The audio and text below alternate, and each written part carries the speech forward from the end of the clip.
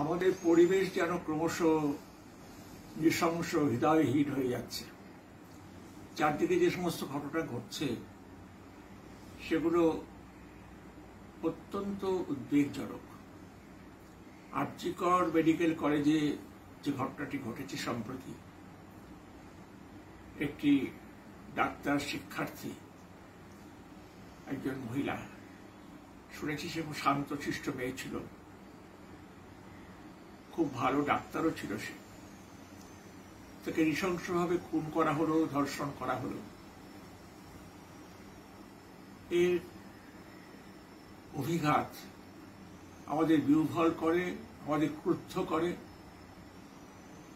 আমাদের উৎপীড়িত করে মানসিকভাবে। একজন ধরা পড়েছে, ধরা যাচ্ছে আরো, এর সঙ্গে আরো কেউ জড়িত থাকতে পারে।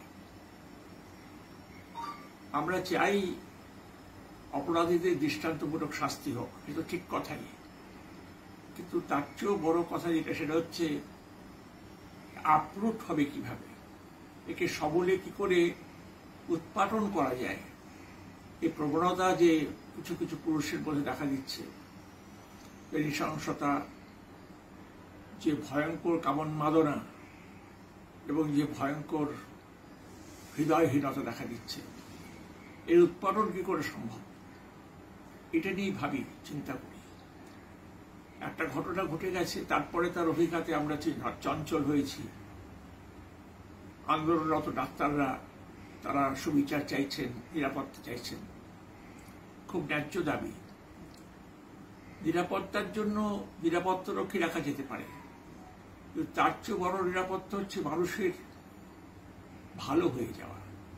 মানুষের চরিত্র থেকে যদি এই বিষ বের করে না দেওয়া যায়, তাহলে তো খুব মুশকিল। আমরা কি করে বাঁচব? ভয়ে ভয়ে বাঁচতে হবে, আতঙ্ক নিয়ে বাঁচতে হবে।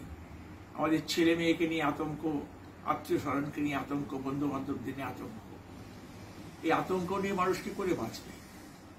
কাজেই সমাজ সুস্থির হোক, সকলের মনে একটা অন্তত কল্যাণ বোধ নেমে আসুক, এই প্রার্থনা করি। আর যে আন্দোলন চলছে, সেই আন্দোলন তো চলবেই। সবাই ক্রুদ্ধ হয়েছেন, তার সহকর্মীরা ক্রুদ্ধ হয়েছেন, হবেই। ডাক্তাররা কর্মবিরতি পালন করছেন, সেটাও দুশ্চিন্তার বিষয়। অনেক রোগী তো বিনা চিকিৎসায় মারা যাবেন, বিপন্ন হবেন, সেগুলো ভেবে দেখতে হবে। কিন্তু ডাক্তারদের প্রতি আমার সমবেদনা অসীম, তাদের পাশেই আছি। উৎপীড়িতদের পাশে থাকাই আমার ধর্ম, আমার বিবেক চাই তাই বলে। এরপরের প্রশমন ঘটুক, মানুষের এই ভিতরকার এই সমস্ত প্রবণতা এর অবসান ঘটুক, এটি প্রার্থনা করি।